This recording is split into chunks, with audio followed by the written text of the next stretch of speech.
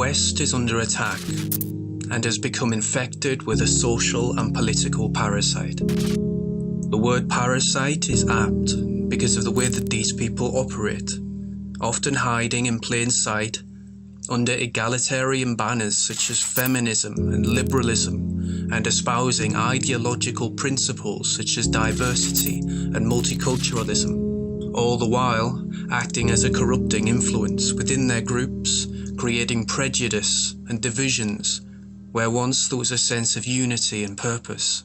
To date, their success has been achieved with the use of shaming tactics and obfuscation in order to confuse and silence dissenting voices.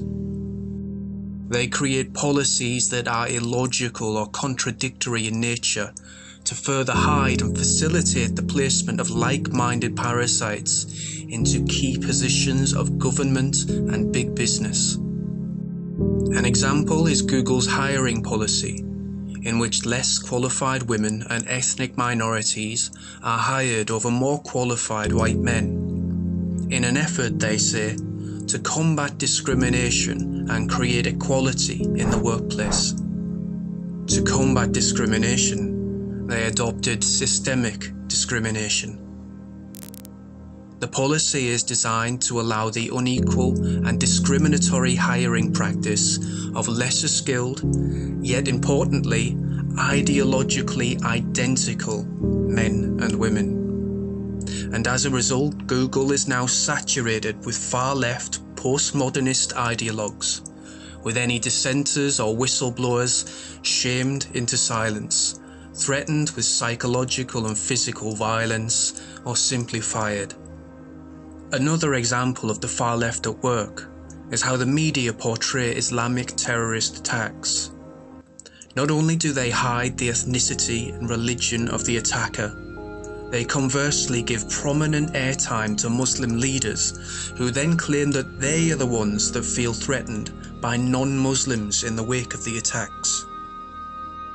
Culminating in Barack Obama telling us that Islamic extremism has less to do with Islam than it does any other religion. All of these are examples of logical contradiction or doublethink.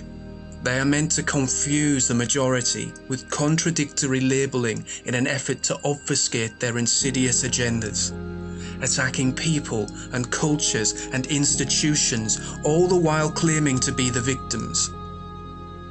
Most people are honest and have an intrinsic sense of honor and justice. They find it difficult to accept that people can be so insidious, and attempt instead to educate them to the consequences of their actions, to point out their hypocrisy. They are often shocked into silence when, instead of a reasoned and informed response, they are met with a doubling down of ideological rhetoric and shaming. Not everyone is able to see past the labels, or brave enough to dispute them. So when a group of fascists stop someone from speaking at a university, the media reports this attack on free speech as instead a feminist rally against a far-right hate speaker. By controlling the language, they have won the argument, and the majority of people looking in from the outside will not question, will not speak up.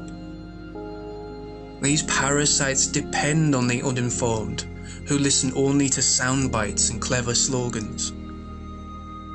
It is time we started calling people what they are and not what they claim to be.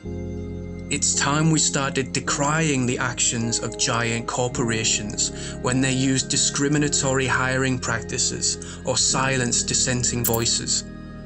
We might live in a watered-down democracy right now, but large corporations and universities are gestating embryonic dictatorships, with entire faculties and levels of upper management ideologically aligned to the far left and linked to the highest levels of government. We won't own the lexicon until we own the institutions. That's how we will shape public opinion. We must seek to redress the balance of the media, We must stop the indoctrination of our children with strict controls on universities and public schools. We must create and use labels consistently and repetitively to highlight who these parasites are and what they are doing. We have seen recently at Google that no amount of appeasement or logic-based argument will help with these people, because they are not ignorant. They know exactly what they're doing and they're winning. So, to all my fellow YouTubers out there, here is my rallying call. Let's take back the initiative by always using the correct labels, not the ones they assign themselves. So when you want to make a video of Francesca Ramsey, don't describe her as a feminist like she would want you to. Call her the far-left racist that she actually is. When you want to talk about Anita Sarkeesian, don't call her a feminist like she would want you to. Call her the far-left misandrist that she is. Labels are incredibly important, and we need to start using them correctly to point out the wolves hiding in the flock. We need to stop allowing ourselves to be portrayed as racists, as Nazis, as misogynists, and instead assign those labels to the people deserving of them before it's too late.